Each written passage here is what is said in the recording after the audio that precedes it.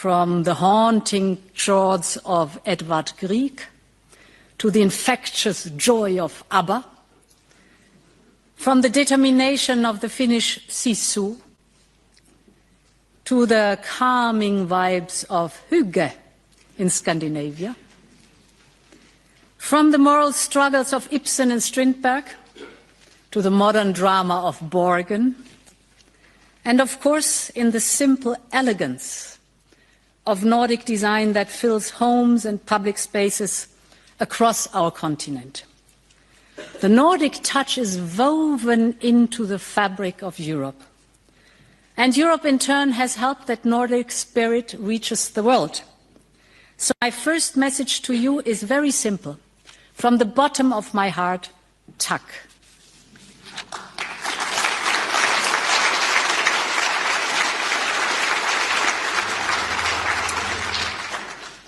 Yet what brings us together today is not only culture and values, but our common challenges linked to the security and prosperity of our continent.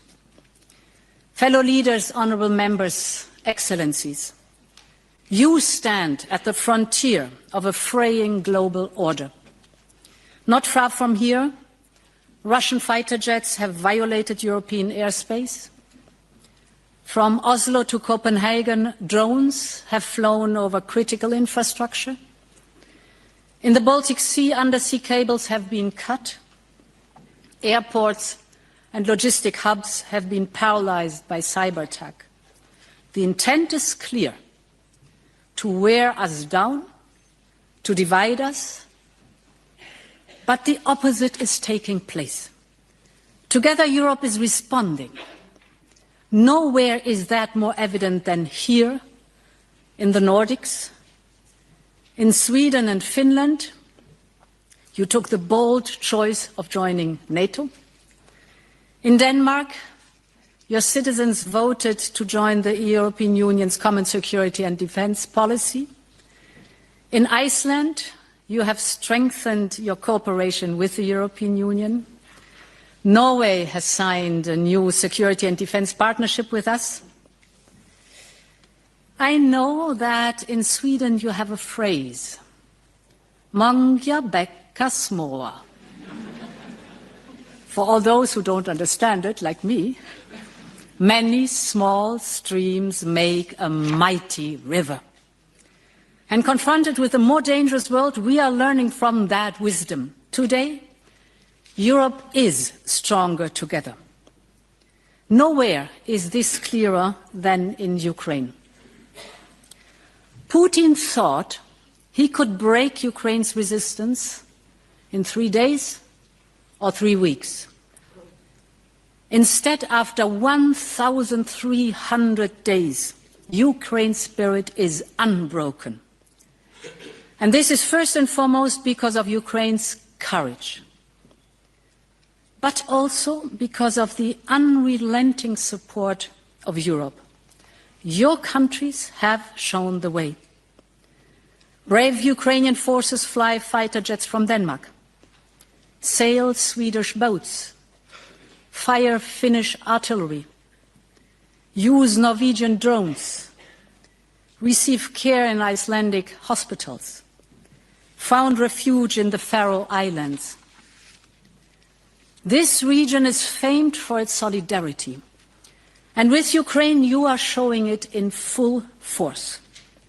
Your countries have empowered their resistance, and I think you can take pride in it, and all of Europe thanks you for that.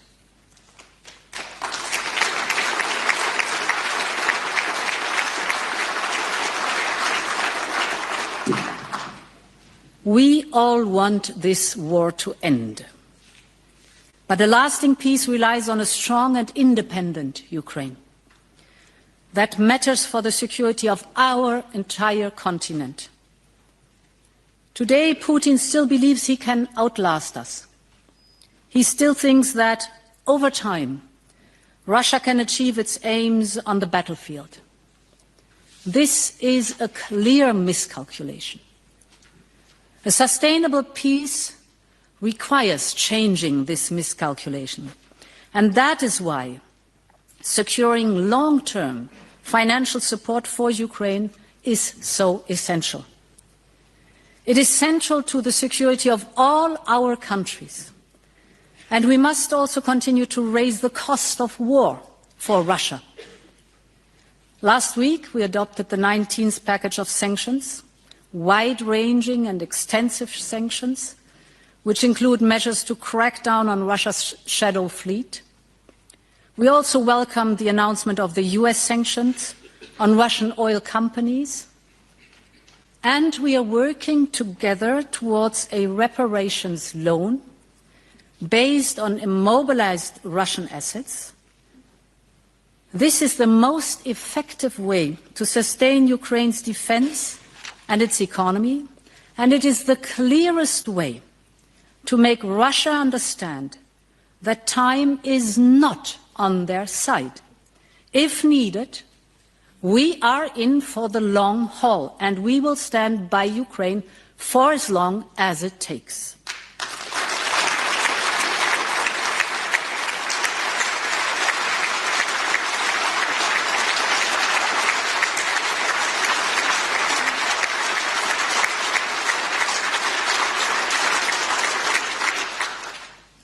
In this region, you have been warning us of the dangers for years. And you were right when you said that Russia is preparing for a long confrontation with Europe. They redeploy troops and build infrastructure near Finland's border. They step up their hybrid campaign across Europe. And they throw more money at their war economy, with over 40% of the federal budget and 9% of the GDP going to their military. If we want lasting peace on our continent, Europe must have the capacity to deter any further Russian aggression. Within the European Union, we have made historic progress towards building a defence union. We will mobilize up to 800 billion euros by the end of the decade to strengthen member states' defence efforts. And this is not only about spending more, it is about spending smarter and preparing together. It is about ensuring that Europe can protect every centimetre of our territory. And that is the purpose of the Defence Readiness Roadmap 2030, which I presented last week to the European Council. The roadmap is a pan-European plan built in close cooperation with NATO that sets clear objectives and measurable initiatives. It will not duplicate existing operational structures, but it will help member states to produce and procure the capabilities they need. In this roadmap, we are again learning from the Nordics. We are taking ideas pioneered here and scaling up across Europe. Take the Danish lead nation approach, used so effectively to deliver weapons to Ukraine. One nation takes the lead, others join in to create larger orders, industry scales up production. The result, production goes up, prices go down. We are now applying this model to close Europe's most critical capability gaps, from air defence to drones to electronic warfare. And to ensure that our efforts are successful, we need closer defence cooperation with all Nordic countries beyond the borders of our Union. And this is why we have signed a security and defence partnership with Norway, and talks are progressing with Iceland. Both countries can already participate directly in our safe financing mechanism for joint procurement with your European neighbours, because our industries are complementary, our security is indivisible, and our unity is our best strength. And there is another lesson that we can learn from you. Your experience shows that security is not only about armies or arsenals. It is about the strength of societies. It is about being ready, not only for the conventional threats, but for hybrid attacks, floods, pandemics, and the shock of a changing world. This principle runs through right across the Nordic regions. You know that security starts with being prepared. You see it here in Sweden with your campaign, If Crisis or War Comes, designed to inform and remind every citizen that they have a role to play. Or in Finland, where preparedness is literally built into the bedrock. I saw it with my own eyes last year when I visited the vast network of civil defense shelters beneath Helsinki. You have underground car parks that can become hospitals. You have underground sports halls that can turn into refuge within hours. And I believe that Nordic preparedness should be a model for all of Europe. That is why I asked former President Sauli Niinistö to study how we can embed these lessons at the European level. His report, published 1 year ago, was crystal clear. Europe must build a preparedness union. We must build resilience into everything we do, from stockpiling critical medicines to protecting critical infrastructure. And this is not a cost. It is an investment, because it saves lives. It minimizes costs when disaster does strike. In the Nordics, you have already known that resilience is not built in the moment of crisis, but in the calm before it. Our security depends heavily upon it. Fellow leaders, honourable members, excellencies, we are in a new era of competitive geopolitics and confrontational geoeconomics. One increasingly defined by power, whether economic, technological or military. Europe's ability to act independently rests on our competitiveness of our economies. And this is one of the most innovative regions of the world, from renewable energy to artificial intelligence, from biotech to space. You show that Europe can lead in the industries of tomorrow. But in this new age, we have to move faster. We have to make it easier for our innovative companies to succeed. We have to invest in what makes us unique and strong. And this is why we have started a huge simplification drive. And this is why we are preparing the so-called 28th regime for innovative startups and companies.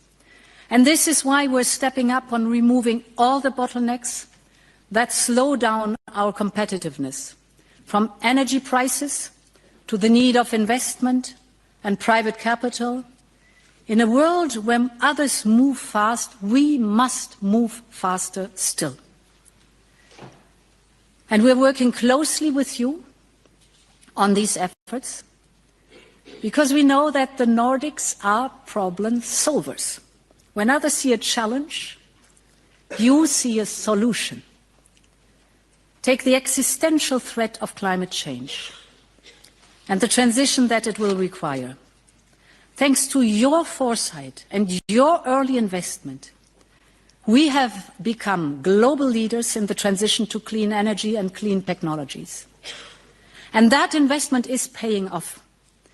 Because today, the global clean transition is in full swing. Last year, more than 580 gigawatts in renewable energy capacity were added globally. A new global record for the third year in a row. Clean tech markets around the world are booming, not only in countries like Sweden and Norway, where almost all new cars are now electric. Look at the developing countries across Asia, Africa, and Latin America. The sales of electric cars have risen by 60%, 60, last year. Or look at the global market for wind turbines. It continues to rise by over 10% every single year. The overall global market for clean technology is set to triple within the next decade to more than $2 trillion. This is not just good news for the climate. It is a great economic opportunity. And your countries are already seizing it, from wind power in Denmark to carbon capture and storage in Norway, or the pioneering bioeconomy in Finland, which is already worth 26 billion euros a year. Here in Sweden, the drive for clean innovation is producing incredible results. At Linköping University, a few hundred kilometers from here, scientists have developed a sunlight-powered catalyst that increases green hydrogen production by 800%. That is incredible and amazing. And we want to work with you to strengthen this leadership in the clean tech sector even further. And this is why we're placing competitiveness at the heart of our next long-term European budget. We are creating a new competitiveness fund worth more than 500 billion euros, focused on the strategic sectors that will define the decades ahead.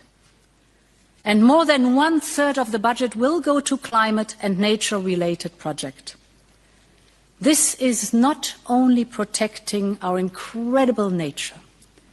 This is about taking Europe's security and prosperity in our own hands. That's the way to go. Fellow leaders, honourable members, excellencies, nowhere are the forces of nature and geopolitics clashing with more intensity than in the Arctic. That region is warming 4 times faster than the rest of the planet. Its eternal ice, you know it, that is the protective shield of our Earth, is melting at record speed. And as the ice retreats, the Arctic is moving ever closer to the center of global geopolitics. This affects you directly, but it impacts all of us. Earlier this month, for the first time ever, a Chinese container ship has reached Europe by cutting through the Arctic. Russia is reopening Soviet-era bases and asserting control over the Northern Sea route. In response, we Europeans need a new mindset. The foundation of our approach will remain the same. A partnership of like-minded nations, united by a shared goal, a secure, sustainable, and peaceful future of the Arctic. But Europe has to be more proactive and more invested in the Arctic. And that is why we are reviewing our Arctic policy to address these new geopolitical threats. We want to strengthen our cooperation in Arctic nations and regions, from renewable energy to Earth observation, from innovation to connectivity, you just name it. We want to work even more with you to understand how climate change impacts your towns and your villages. We want to build more digital infrastructure to connect communities. All of this in close partnership with the local and indigenous populations, because their knowledge and their stewardship are invaluable. Yes, global warming brings new and dangerous risks to the Arctic. But it also brings new responsibilities and new opportunities. Take critical raw materials. Greenland alone holds 25 of the 34 critical materials that Europe needs, a treasure locked beneath ice and rock. Finland is already a world leader in producing and refining cobalt. And dear Ulf, I remember when you hosted the whole European College of Commissioners in Kiruna. The Arctic city is not only a tourist attraction with its incredible nature and the amazing ice hotel, it is also a rising economic hub, home to a space center and to vast quantities of rare earth, vital for powering electric vehicles. We want to join forces with you to create new local industries and value chain in a sustainable way, and this is the most important point, in a sustainable way. Listen to the indigenous people, listen to the local communities, bring new jobs there, to bring new jobs and breathe new life into these communities across the high north. Make no mistakes. The Arctic's economic strength is key to Europe's strategic independence. So, fellow leaders, honourable members, excellencies, for thousands of years, the people of the Arctic have lived and thrived in the world's harshest conditions. They have survived change through respect for their landscapes and nature, but also from a recognition that we need to rely on each other. And faced with a more dangerous world, we need to strengthen the bonds with those who share our values. Dear Prime Minister Axel Johansen, that was your message when I visited you in the Faroe Islands last year. And it is a message that is true for our relations with the entire Nordic world. Throughout our shared history, you have enriched our culture and made us stronger. Like the value of knowledge and wisdom stemming from Åland's strategic location. In these testing geopolitical times, we must draw closer together still. Because indeed, many streams make a mighty river. So let us make it flow even stronger for our people, for our continent, and for the generations to come. Thank you very much, and long live Europe.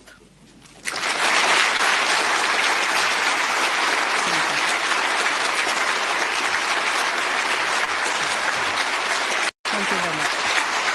Thank you.